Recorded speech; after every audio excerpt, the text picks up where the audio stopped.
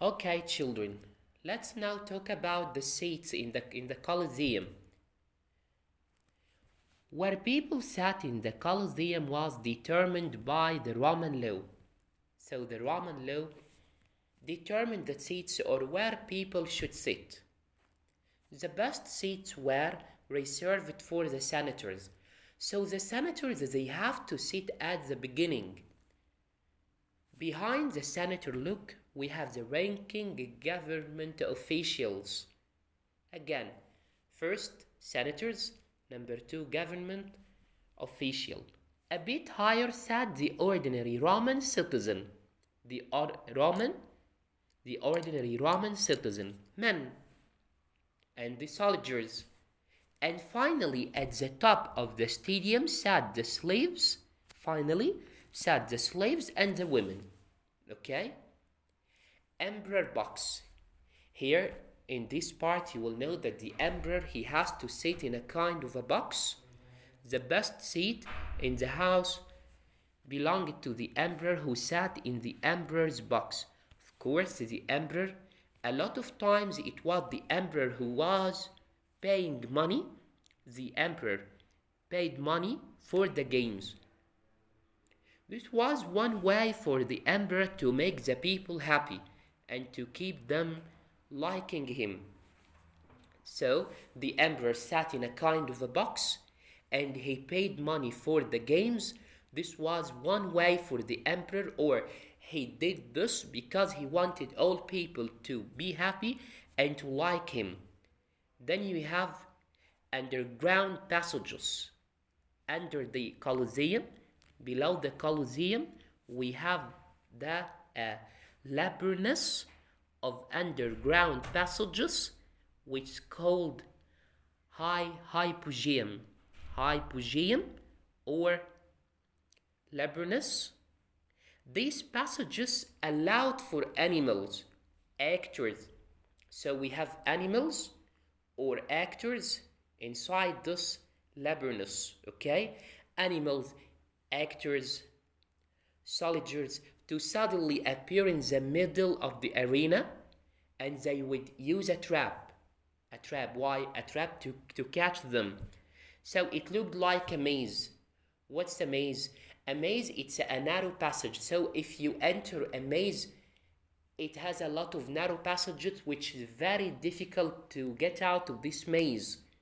Okay? Yes. So they would use trapdoors to add in special effects such as scenery, construction or building. The walls of the Colosseum was built with stone.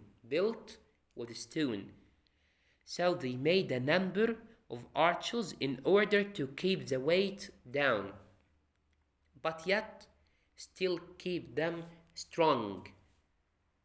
To keep the weight down and to keep them strong.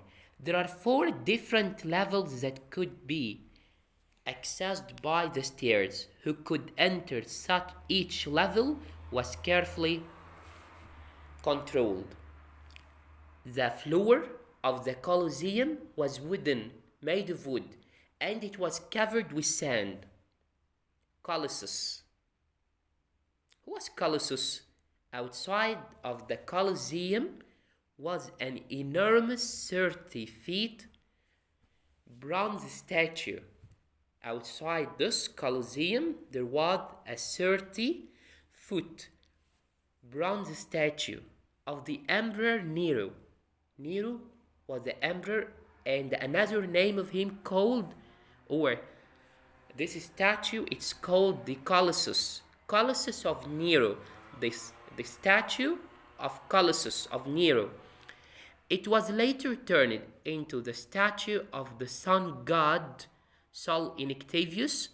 Some historian believe that the name for the Colosseum comes from the Colossus. So he will ask you, the name of the Colosseum, it comes from where? Yes, it comes from the Colossus. What is the Colossus? The Colossus it's a kind of statue of the Emperor Nero. Okay? The last part on this page is the velorium. To keep the hot sun and the rain of the spectator or the audience, there were a kind of awning, or there was a shelter. A shelter is something which is made to keep the rain, the sun, and the wild animals, or to keep anything dangerous away, which is called the velorium. It was about 240 wooden masts around the top of the stadium to support the awning or the shelter. Roman sailors were used to put the velorium when it was needed.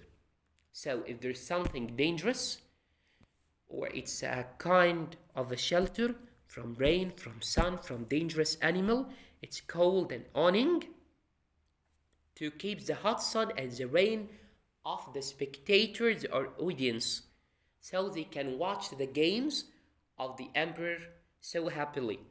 Okay, and it was about 240 wooden masts at the top of the stadium. At the top of the stadium. Why? To help this awning, or to help this shelter. Yes. Velorium. So this is the name of this awning, the velorium. Again, velorium. It's a kind of awning or shelter to keep the sun and the rain away from the audience, spectators, so that they can watch the games or any event. Okay?